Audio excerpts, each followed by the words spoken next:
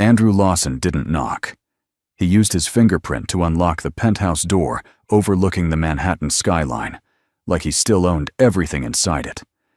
The city lights reflected off the marble floors as he stepped in, the faint scent of unfamiliar perfume lingering on his cashmere coat. 6 months in Beverly Hills with a runway model, and now he was back. He expected tears. He expected silence. He expected me.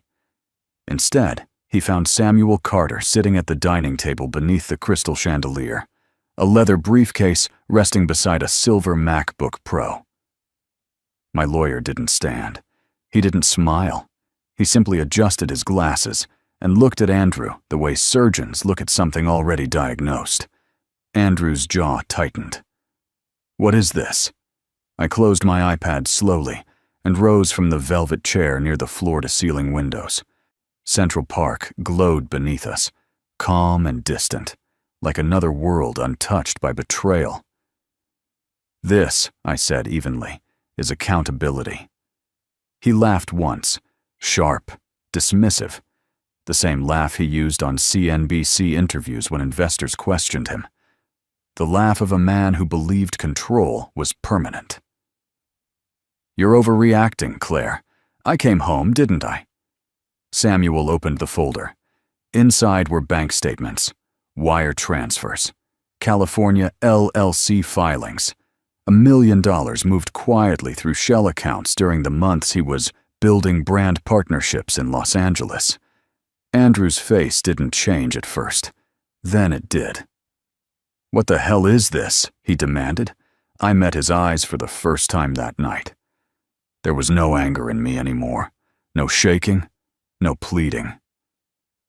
"You thought I didn't notice," I said softly.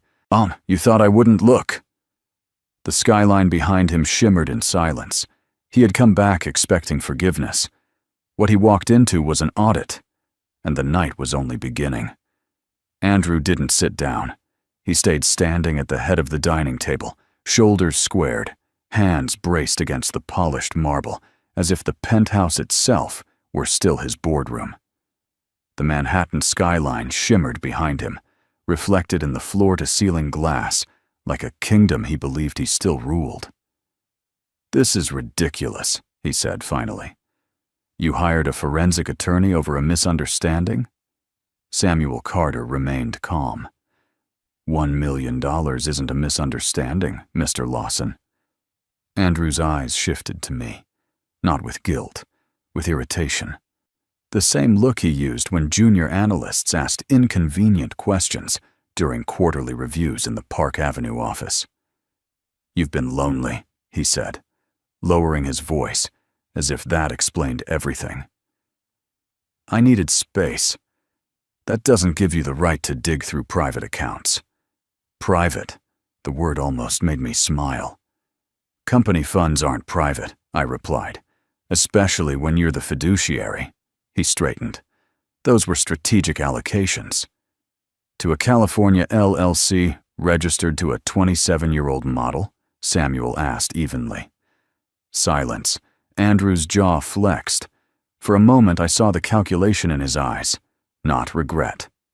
Strategy. He was already shifting positions in his head, looking for leverage. "You're making this ugly," he said to me. "We can handle this quietly." Quietly. Or like the private jet invoices disguised as development research trips. Like the hotel suites in Beverly Hills categorized under client relations. Like the diamond bracelet charged as executive gifting. I picked up a thin folder from the table and slid it toward him. "Open it." He hesitated. Then he did. Inside were copies of wire confirmations, internal approval emails bearing his digital signature, and a highlighted clause from our shareholder agreement. Andrew read it once, then again. "You wouldn't," he said softly. I felt something settle inside me, steady, grounded. "For 6 months," I answered. "You assumed I wouldn't." His gaze hardened. "You think this gives you power?" "No," I said. "It proves I was never powerless." Samuel closed his briefcase with deliberate calm. "Mr. Lawson," he said, This is only the preliminary review. Andrew looked from the documents to me. For the first time since he walked in, he understood. This wasn't a wife reacting. This was a CFO responding. And the audit had just begun. Andrew used to say the company was his vision. He liked that word. Vision. It sounded cinematic on magazine covers and sharp in interviews. I saw opportunity where others didn't, he would tell reporters, seated in glass conference rooms overlooking the Hudson, Mont Blanc pen resting confidently between his fingers. What he never mentioned was who built the structure beneath that vision. Me. 10 years earlier, Lawson Development Group had been a struggling mid-size firm, bleeding cash after a failed waterfront acquisition. Investors were circling. Creditors were impatient. Andrew had charisma, but no containment strategy. I had spreadsheets. I still remember the night we sat on the floor of our first Tribeca condo, papers scattered around us, Chinese takeout growing cold. He was pacing. I was rebuilding cash flow models from scratch. "You're overthinking it," he'd said back then. "No," I answered quietly. "You're underestimating risk." By the end of that quarter, I had renegotiated 2 private debt structures, restructured vendor contracts, and implemented a compliance system that stopped the quiet leak draining the company dry. We survived. Then we grew. Andrew became the face. I became the firewall. Every acquisition passed across my desk before it ever reached a board vote. I reviewed projections on my MacBook long after midnight while he attended galas at the Plaza Hotel, charming donors and politicians. I stayed home when our son was sick and dialed into earnings calls from the hallway so he wouldn't wake. It never bothered me. I believed in partnership. But somewhere along the way, visibility became confused with value. Andrew began believing applause equaled ownership. That because cameras followed him, the foundation beneath him must be his alone. He forgot something fundamental. Numbers don't care about ego. They record patterns. They expose shifts. They reveal silence. 6 months ago, when expenses began rounding upward in odd increments, I noticed. When subsidiary transfers appeared without standard compliance flags, I noticed. When executive travel costs doubled without corresponding project codes, I noticed. I didn't confront him immediately. I observed. And tonight, standing across from the man who thought he had returned to reclaim control, I understood something clearly. He hadn't built this empire alone, and he had gravely underestimated the woman who kept it standing. Madison Vale had never asked for shell companies. She asked for photo shoots, runway calls, and contracts that kept her face on billboards along Sunset Boulevard. At 27, she understood image. She understood branding. She understood what it meant to be seen.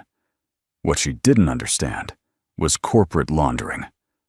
The first time she noticed something strange was not in Beverly Hills, not in the infinity pool overlooking the canyon, and not during the quiet dinners Andrew insisted remain private. It was in a FedEx envelope delivered to her condo in West Hollywood. Inside were documents she didn't remember signing. Madison stared at the pages, her manicured fingers hovering above legal language she barely recognized. Crescent Shore Holdings, LLC. Registered agent. Madison Vale. Her stomach tightened. She called Andrew that night. "It's just paperwork," he said casually. "Tax efficiency. Standard structuring." "But why is my name on it?" "Because I trust you," he answered smoothly. Trust. The word felt flattering at the time. Now, sitting alone at her kitchen island with the Los Angeles skyline glowing beyond her balcony, it felt different. Her phone buzzed with fashion campaign notifications, model call sheets, invitations. Yet her eyes stayed locked on the registered capital line. $1 million. She had grown up in Sacramento. Her father managed a tire shop. Her mother worked double shifts at a hospital.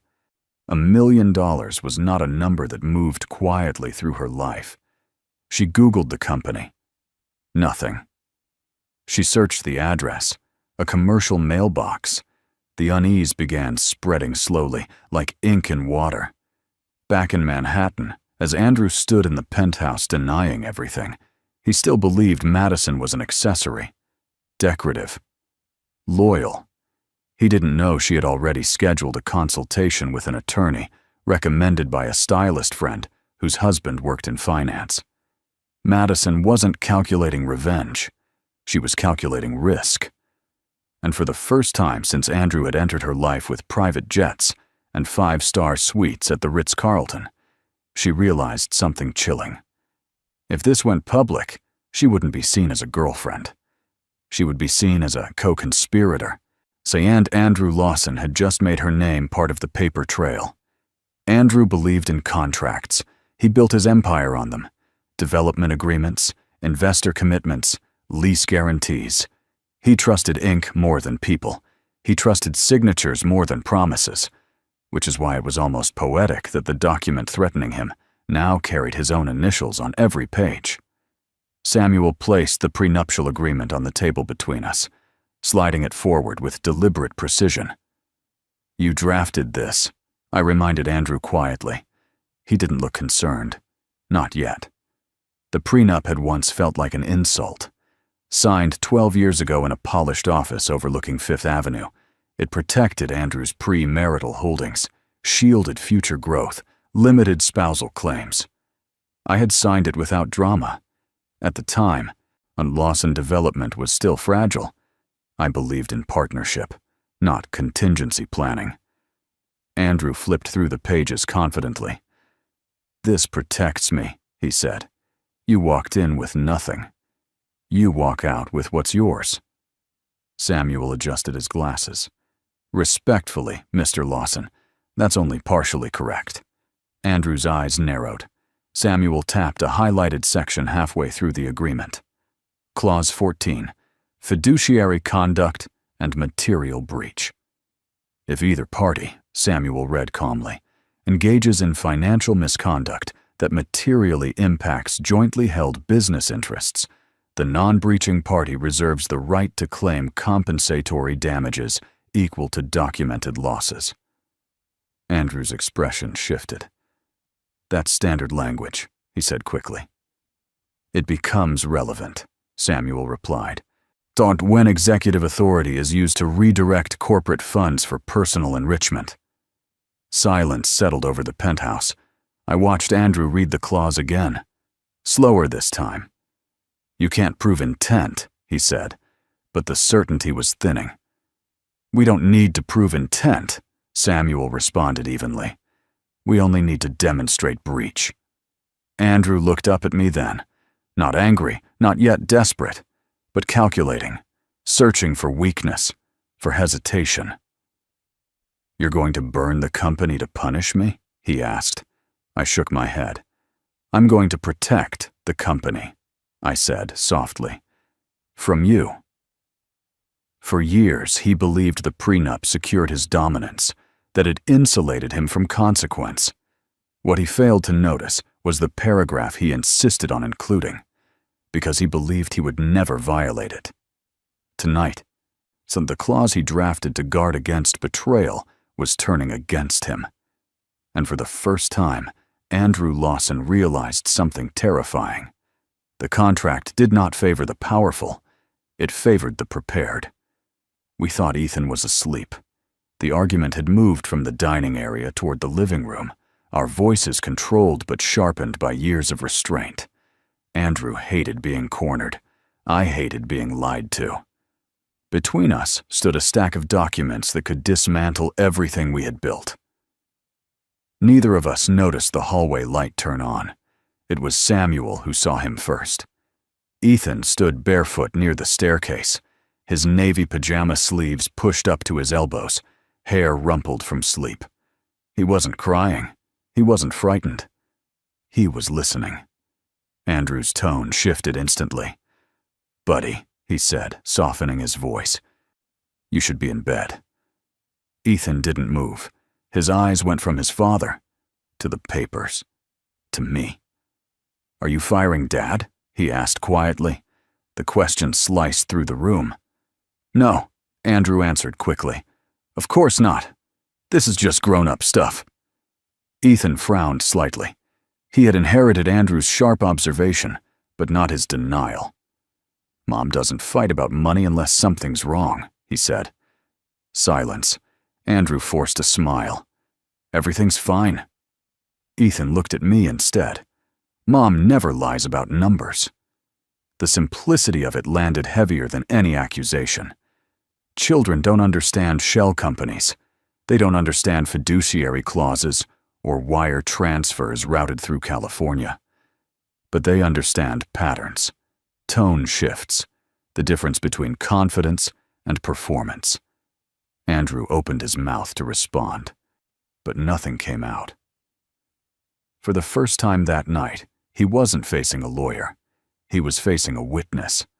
I walked toward Ethan and knelt in front of him, keeping my voice steady. "You don't need to worry about this," I said gently. "Grown-ups are fixing a problem."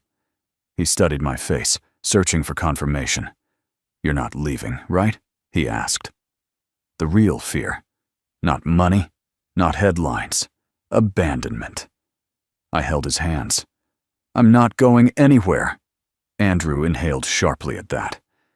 Because in that single promise, something irreversible shifted. Ethan nodded once, satisfied, and allowed me to guide him back toward his room. As I turned off the hallway light, I could feel Andrew watching us. He had always believed power was measured in contracts and capital. He forgot something fundamental.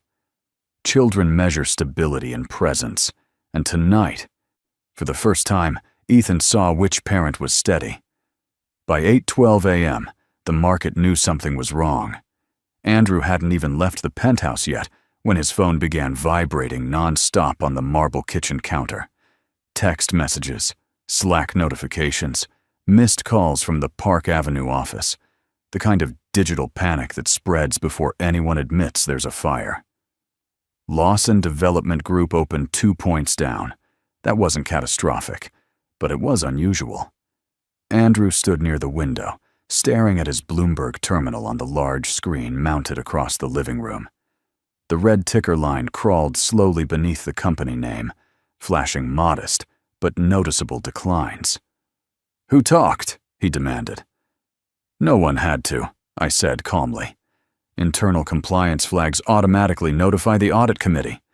He turned toward me sharply. "Uko, you triggered this?" I followed protocol. The truth was simpler. When executive expense anomalies pass a certain threshold, the system escalates. I had designed that threshold 5 years ago after a minor procurement scandal nearly embarrassed us in Chicago.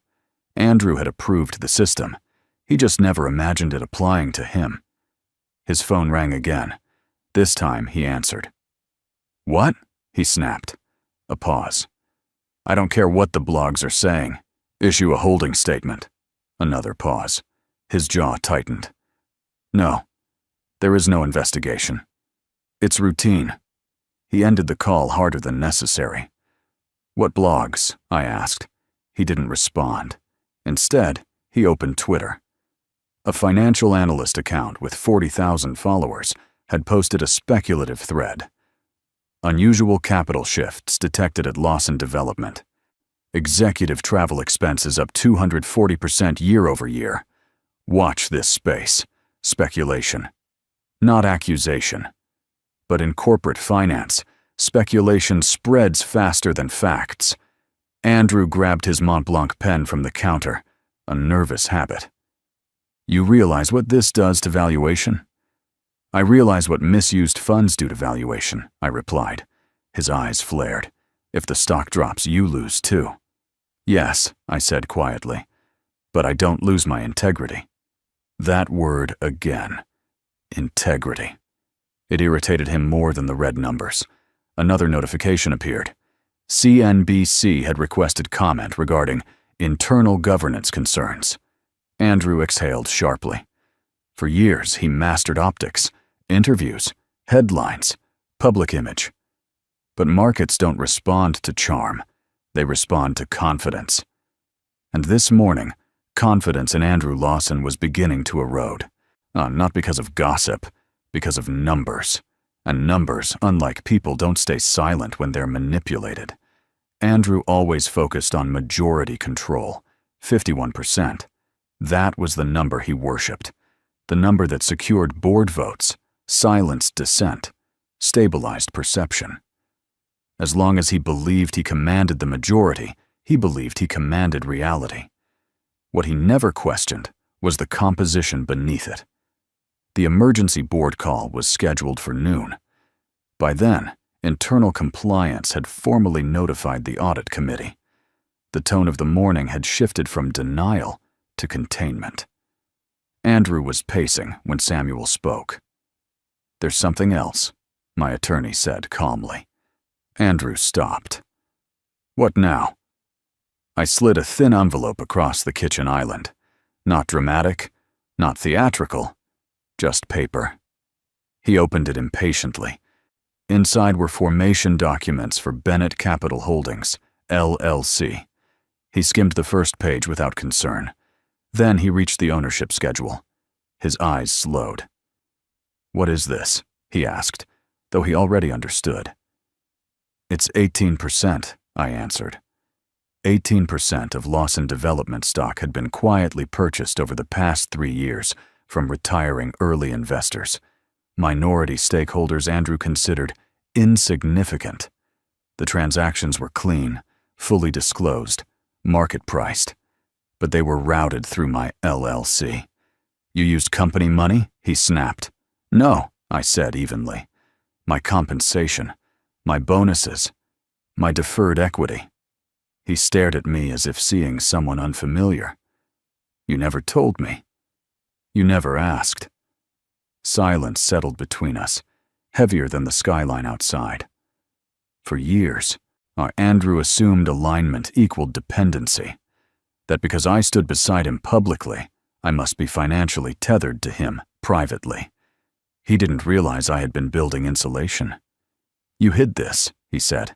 "I protected myself." Samuel stepped in quietly. "Combined with certain other shareholders, Mrs. Lawson's position materially shifts governance." Andrew looked up sharply. "Other shareholders?"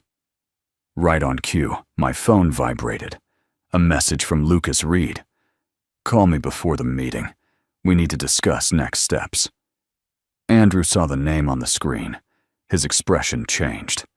Lucas owned 22%. A longtime rival Andrew once outmaneuvered during a waterfront acquisition. "You wouldn't," Andrew said slowly. "I would," I replied. For the first time, he understood the arithmetic. 18%, 22%. Together. But that wasn't speculation. That was leverage. And Andrew Lawson had just discovered he no longer controlled the numbers that defined his empire. The board meeting wasn't scheduled in the Park Avenue office. It was moved to a private conference suite at the Plaza Hotel. Optics. Andrew believed controlling the room meant controlling the narrative. Neutral ground, polished mahogany table, bottled water aligned with precision, floor-to-ceiling windows framing Central Park like a painting of stability. By the time we arrived, financial blogs were no longer whispering. They were speculating openly. Governance concerns, capital allocation irregularities, carefully worded headlines, but loud enough. Andrew walked in first, shoulders squared, navy suit flawless, Rolex glinting beneath the chandelier light. He looked every inch the CEO fighting off temporary turbulence. I followed behind him, not as his wife, as a shareholder. Lucas Reed was already seated. He didn't stand when Andrew entered. He simply watched him with quiet interest, fingertips resting on a slim tablet displaying live market movement. "Andrew," Lucas said smoothly. "Rough morning?" Andrew ignored him. "Let's get this over with." The board members filtered in, tension evident in the way they avoided eye contact. No one mentioned the trending analyst thread. No one mentioned CNBC's request for comment, but everyone had read it. Before the meeting began, I stepped into the hallway and answered Lucas's earlier message. "You're sure?" he asked quietly. Yes. This changes everything." "I know." Lucas had lost a major waterfront bid to Andrew 3 years ago, a deal that shifted the company's trajectory. Today, he wasn't interested in revenge. He was interested in stability. When we returned to the conference room, Samuel was seated near the end of the table, legal binder open, expression unreadable. Andrew began speaking first. "Routine audit review," he said confidently. "Temporary volatility, nothing material." Lucas leaned back slightly. "Except for the 18%, he said. Murmurs. Andrew's jaw tightened. "What 18%? I placed the documentation on the table. "My 18%. The air shifted. Lucas slid his tablet forward. "Combined with my 22, that represents 40%. I'd add 2 independent directors who have expressed concern." He let the sentence hang. Andrew's composure flickered. "This is corporate sabotage," he snapped. "No," I said evenly. "This is governance." Outside, Central Park remained calm, untouched by the tension inside. But within that polished room at the Plaza Hotel, something irreversible was happening. Andrew thought this meeting would defend his authority. Instead, it was about to measure it. And the numbers were no longer in his favor. The room felt smaller once the numbers were spoken out loud. 40%. That was the combined leverage Lucas and I represented. Not control, but enough to fracture certainty. Enough to make independent directors hesitate. Andrew stood at the head of the mahogany table, palms pressed flat against the surface. "No, you're reacting to rumors," he said sharply. "There is no formal accusation, no regulator involved. We are destabilizing ourselves." One of the independent directors, Margaret Chen, adjusted her glasses. "The issue isn't rumors, it's internal exposure." Samuel spoke without raising his voice. "The audit committee has identified executive expenditures categorized inconsistently with board-approved development initiatives." Andrew turned toward him. "Categorized inconsistently doesn't mean illegal." "No," Samuel replied. "It means risky." Risk. That word always carried weight in this room. Lucas tapped his tablet, projecting a graph onto the screen at the end of the suite. The stock had slipped another half point. "Markets punish uncertainty," Lucas said. "And right now, Andrew, you are uncertainty." Andrew's gaze shifted to me. "This is personal," he accused. "It stopped being personal when corporate funds were involved," I answered calmly. The directors exchanged looks, not emotional, not dramatic, measured. Margaret inhaled slowly. "We need to consider interim leadership while the audit completes." There it was. Andrew laughed once, but it sounded hollow. "You're suspending your CEO over travel expenses?" "No," Lucas said. "Over judgment." Silence fell again. The vote was procedural. Each director, one by one, stated their position. "In favor of temporary suspension pending audit review." "In favor." "In favor." Andrew's face hardened with each word. When it reached Lucas, he didn't hesitate. "In favor." Then all eyes moved to me. I had voting authority tied to my shares. For a split second, the history between Andrew and me hovered in the air. But the early years, the survival phase, the nights building models on my MacBook at the kitchen table. But governance requires clarity. "In favor," I said. The motion passed. Andrew straightened slowly, color draining from his face, not from anger, but from realization. He had spent years believing power meant being untouchable.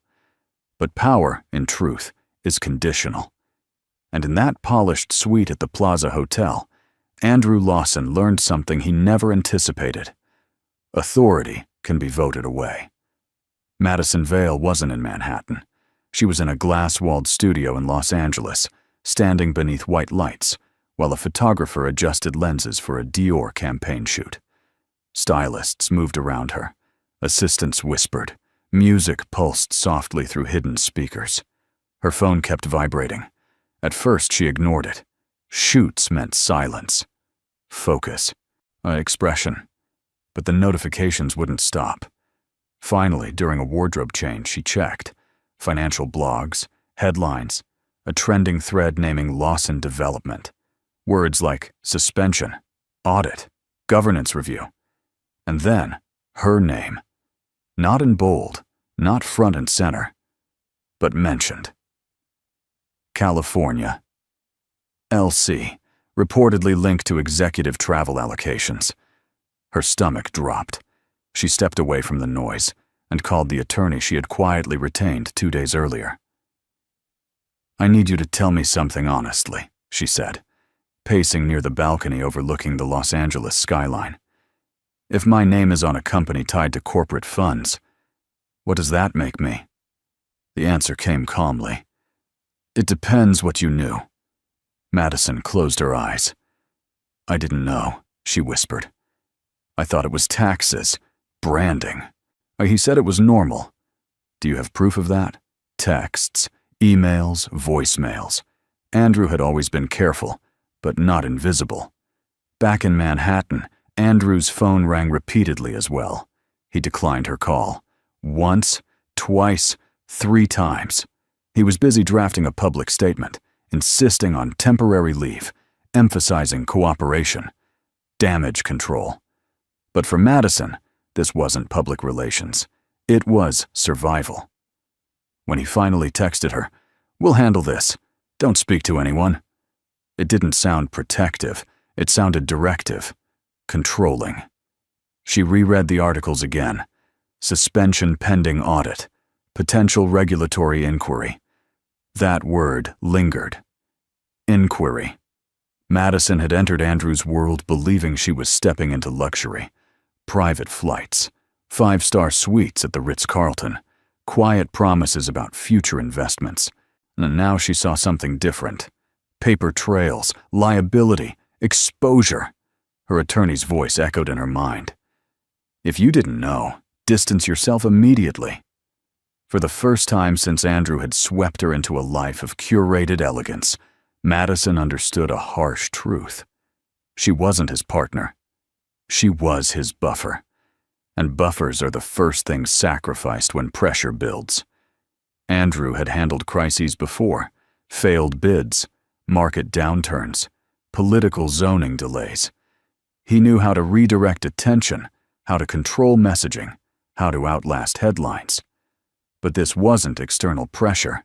This was documentation. By late afternoon, the audit committee had requested a formal review of executive expenditures over the past 12 months.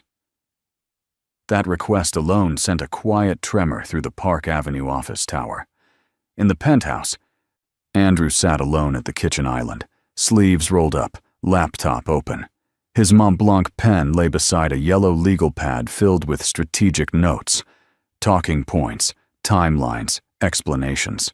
He still believed narrative could fix this. Then his email chimed. Subject: Supplemental findings. Audit committee review. Attached were scanned invoices Samuel had already hinted at. Private jet charters labeled West Coast Development Site Review. Luxury suite reservations at the Ritz-Carlton coded under Investor Engagement. Luxury jewelry charged as Executive Client Gift. Each line item had been technically processed, but none of them aligned with board-approved initiatives. Andrew leaned back slowly. The problem wasn't just the spending, it was the pattern.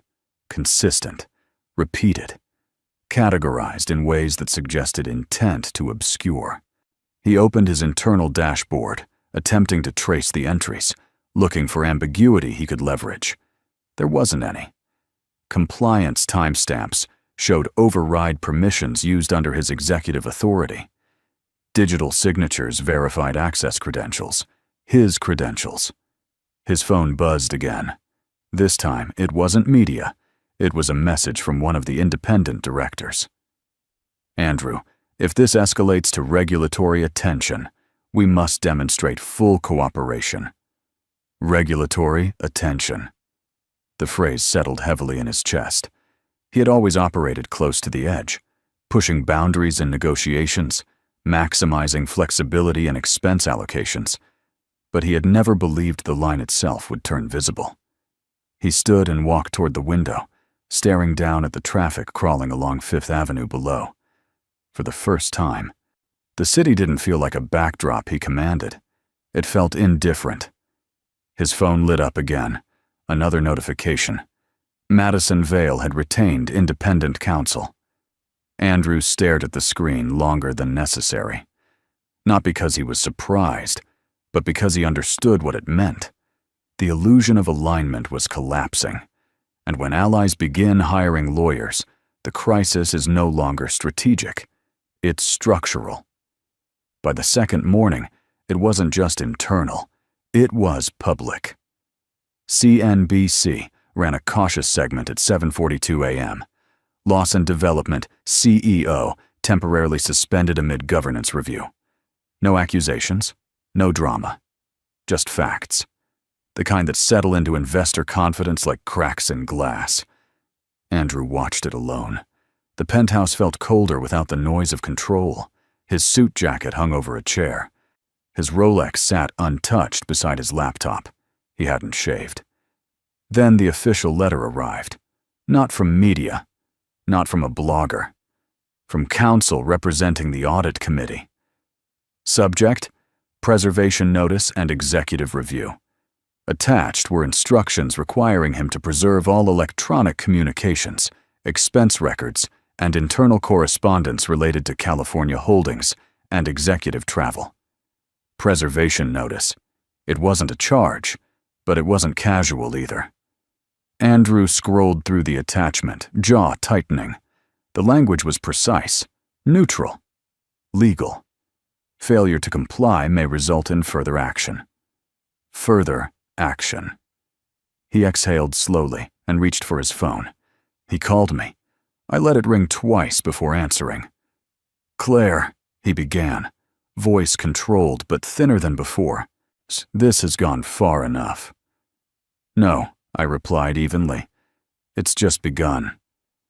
You're escalating this into something it doesn't need to be." "I didn't escalate," I said. "The records did." Silence. "You realize if regulators step in, everyone gets scrutinized," he warned. "I have nothing to hide."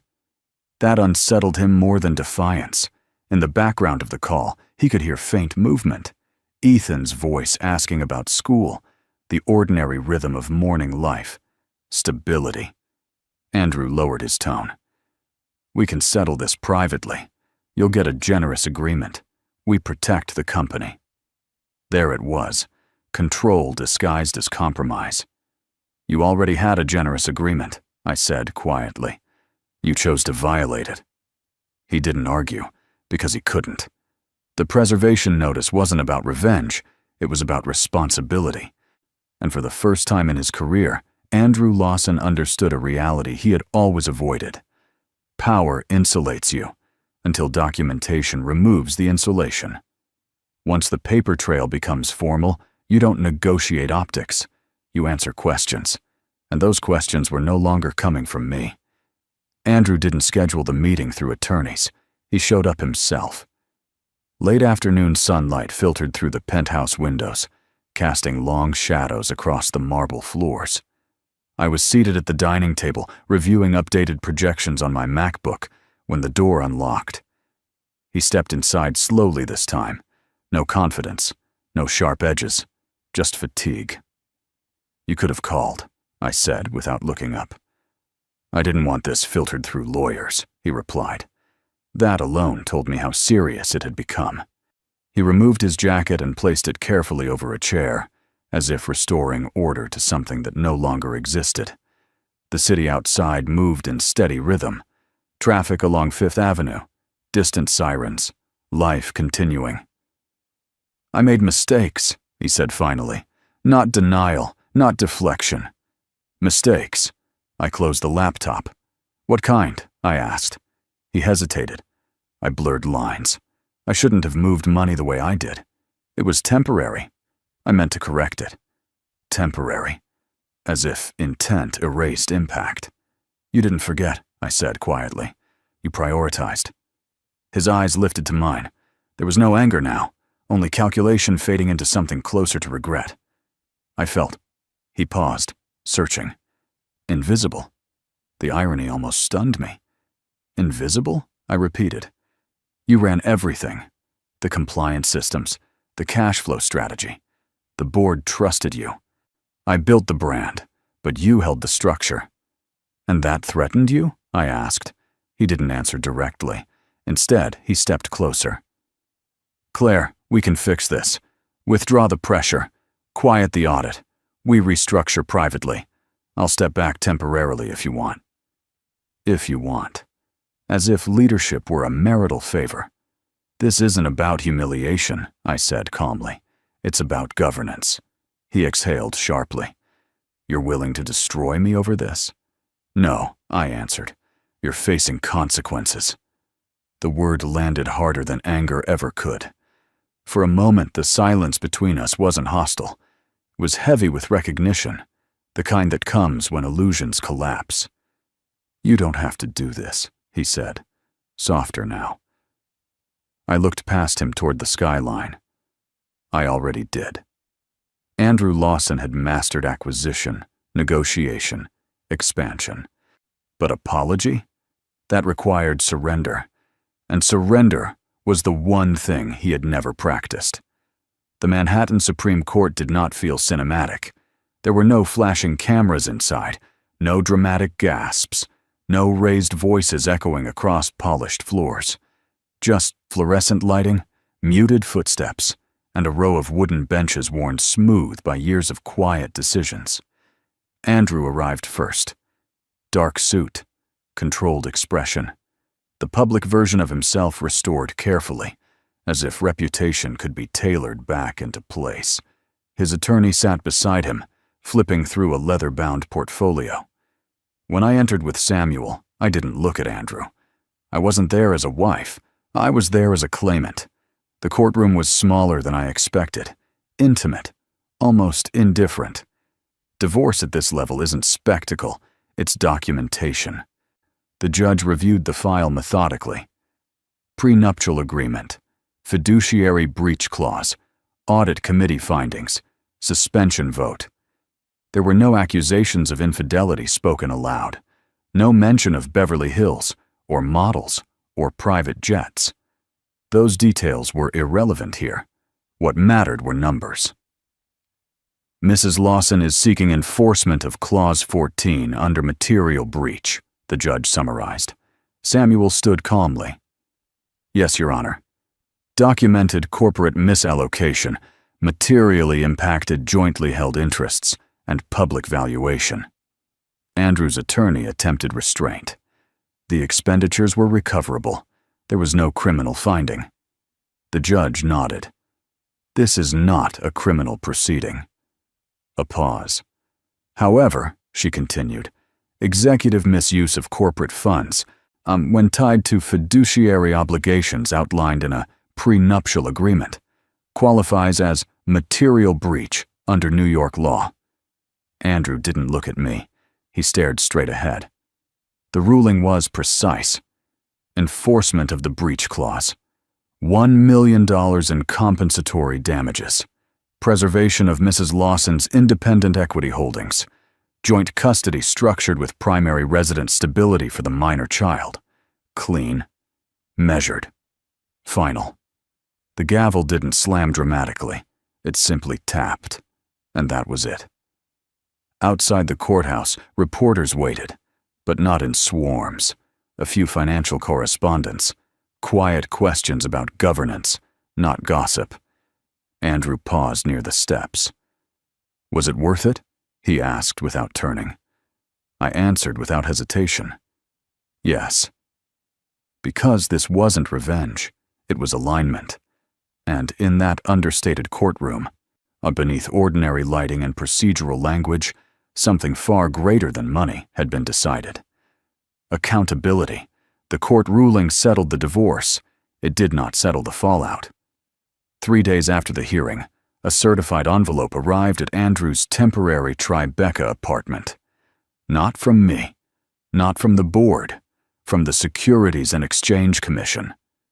The letter was clinical in tone, no accusations, no dramatic language, just notice of inquiry regarding executive expense classifications and potential disclosure inconsistencies during prior earnings statements. Inquiry, not indictment, but close enough to alter breathing patterns. Andrew read the first paragraph twice, then a third time. His once commanding penthouse view had been replaced by a narrower skyline framed by smaller windows. The silence in the apartment felt different, less powerful, more exposed. He called his attorney immediately. "This is preliminary," she told him, "but you need full cooperation. No defensiveness. No deletion of records." Deletion. The word lingered. "I didn't break the law," he insisted. "That's not the question right now," she replied.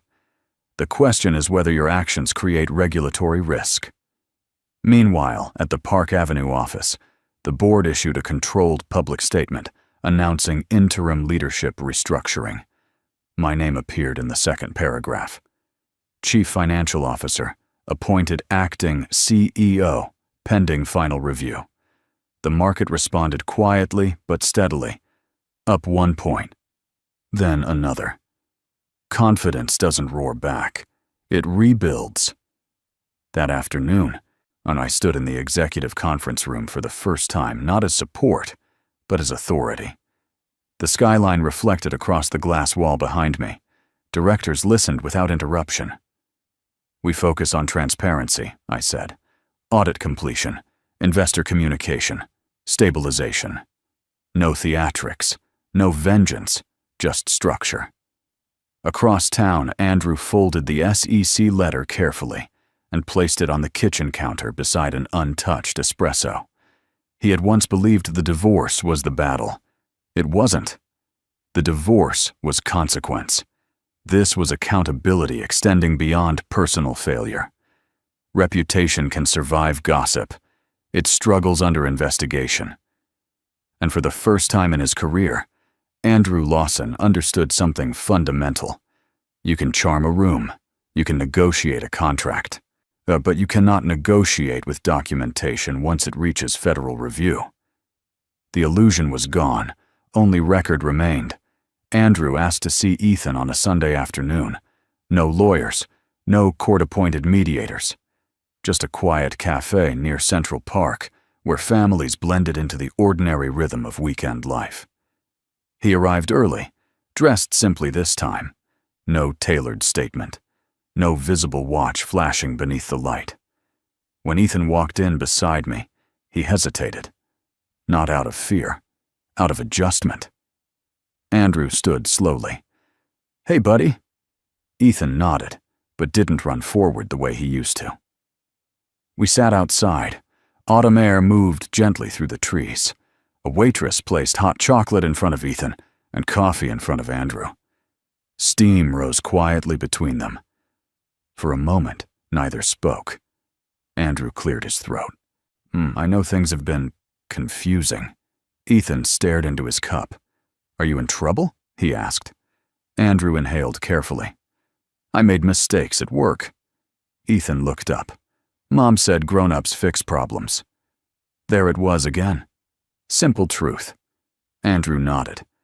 "That's what I'm trying to do." Silence settled, but it wasn't hostile. It was honest. "I didn't mean to make things messy," Andrew added.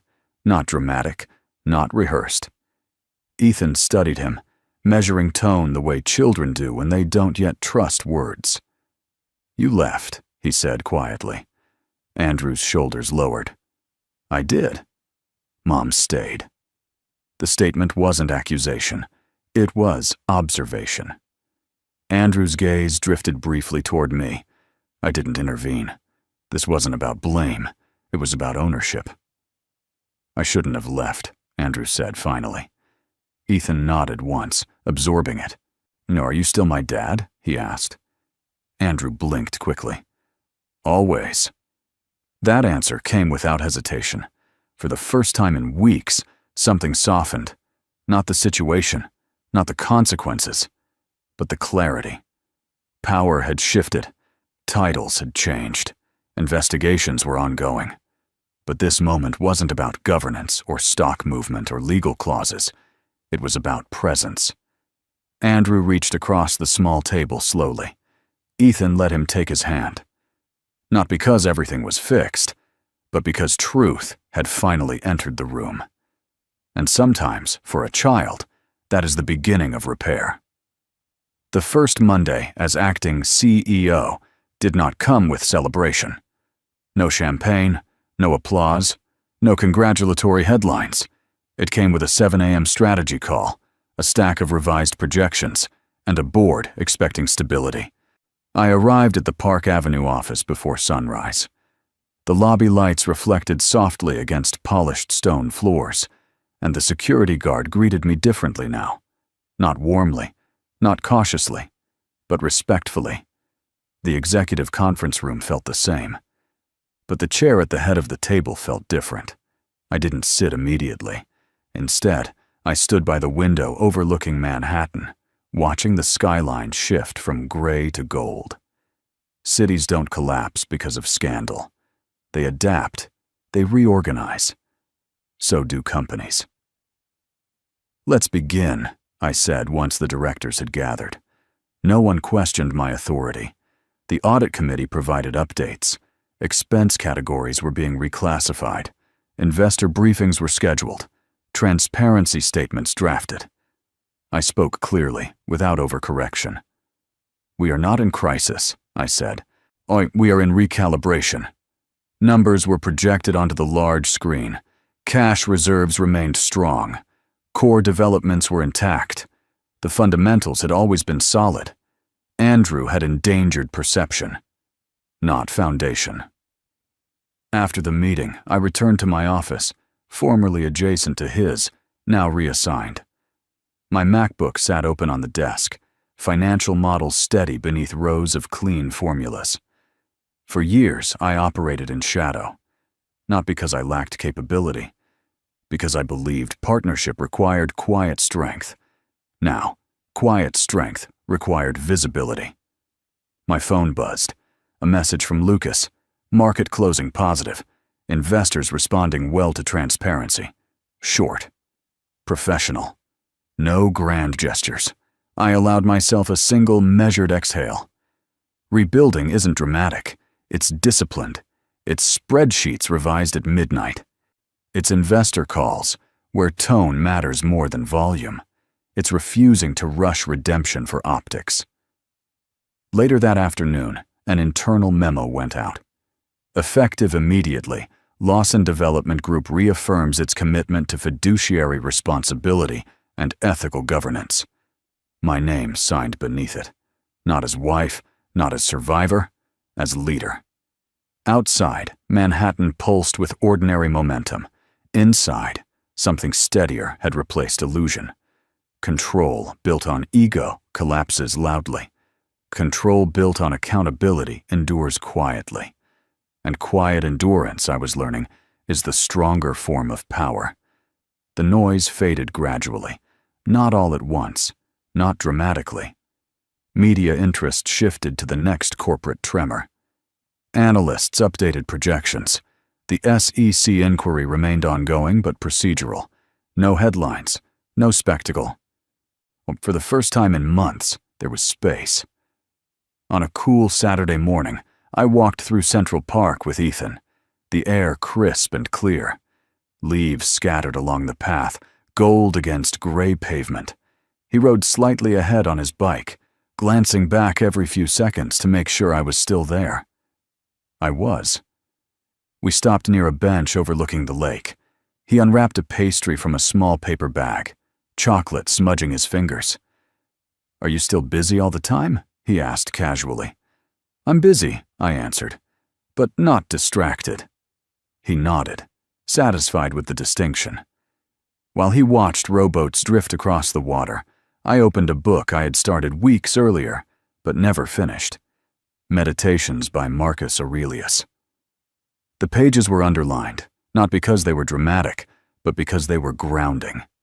You have power over your mind, not outside events. For years, I believed control meant preventing damage. Now I understood it meant responding without panic. My phone vibrated gently. A message from Lucas. Coffee later? No agenda. I looked at the skyline visible through bare branches. Not as a battlefield. Not as proof of victory. As landscape, I typed back. 1 hour. Central Park, South. Not because I needed rescue, not because I needed validation, but because rebuilding includes allowing new chapters. Ethan finished his pastry and sat beside me. Are you happier? He asked. The question caught me off guard. Yes, I said honestly. Quieter. He leaned against my arm without hesitation. There had been legal filings, board votes, financial exposure, loss of illusion. But this quiet bench, this ordinary Saturday, felt like resolution. St. Andrew was navigating consequences. Investigations move slowly. Reputations recover unevenly. But accountability had already reshaped the outcome. The empire still stood. So did I. Not louder, stronger. And for the first time since the night he returned expecting forgiveness, I understood something clearly. Peace is not the absence of conflict. It is the presence of clarity. 6 months later, Manhattan looked the same. Glass towers still reflected the Hudson. Traffic still crawled along Fifth Avenue. The Park Avenue office still carried the Lawson name across its lobby wall. But inside, everything had shifted. The SEC inquiry concluded with civil penalties and mandated governance reforms. No criminal charges. No prison headlines. Just fines, restrictions, and a permanent note attached to Andrew Lawson's executive record. For in corporate America, that note is louder than scandal. He resigned officially 3 weeks after the ruling, not in anger, in inevitability. The board accepted. The statement was brief. Mutual decision. Forward-looking leadership. The language of polite endings. On his final day, Andrew cleared his office quietly. No farewell speech. No handshake tour. A cardboard box replaced the polished authority he once carried. As he exited through the lobby, he paused briefly. Across the marble floor, I was walking in. Not triumphantly. Not theatrically. Simply on time. We stopped a few feet apart. The silence between us wasn't hostile anymore. It was factual. You did what you thought was right, he said. I did what was necessary, I replied. He nodded once. I hope it was worth it. I didn't answer immediately. Through the glass doors behind him, the skyline stretched wide and unbothered. It was, I said finally. Not because he lost, but because I no longer had to shrink. Upstairs, the executive floor felt lighter. Transparent governance protocols were in place. Investor confidence had stabilized. The stock chart, once volatile, now moved in steady increments. Later that evening, I walked along Central Park South, where Lucas was waiting outside a quiet restaurant. Nothing extravagant, no spectacle, just dinner. He smiled, not possessively, not strategically. You look different, he said. I am. This wasn't a fairy tale ending. It was a real one. Andrew faced consequence. Madison rebuilt privately, away from headlines. Ethan slept peacefully, secure in consistency. And I stood not as someone avenged, but as someone aligned. So power built on ego collapses. Power built on accountability endures. And as the Manhattan skyline glowed against the darkening sky, I understood the final truth of it all. I didn't win because he fell. I won because I stood. And just like that, the story comes to an end. But my wonderful friends, if you're still here with me right now, if you've stayed through every twist, every quiet courtroom moment, every painful truth, and every steady rebuild, then something in this story touched your heart. And that matters. Maybe what stayed with you isn't the $1,000,000 divorce. Maybe it isn't the boardroom vote or the investigation. Maybe it's something quieter. The realization that power is not about control, it's about character. That accountability, though painful, is healing. That standing firm doesn't require shouting. The Stoics taught us something timeless. You have power over your mind, not outside events. What Claire learned wasn't revenge, it was alignment. She couldn't control betrayal. She couldn't control headlines. But she could control her response. And that response changed everything. In life, we don't always win by overpowering others. Sometimes we win by refusing to abandon ourselves, by protecting our integrity, by staying present for our children, by choosing clarity over chaos. So if this story resonated with you, if it reminded you of your own quiet strength, please like, share, and subscribe to the channel. Your support helps us continue telling stories that heal, empower, and remind us that accountability is not destruction. It's transformation. And if you're still here, thank you. That tells me your heart understands. This story is a work of fiction created for entertainment, educational reflection, and storytelling purposes only. All characters, companies, legal situations, and corporate events portrayed in this video are entirely fictional.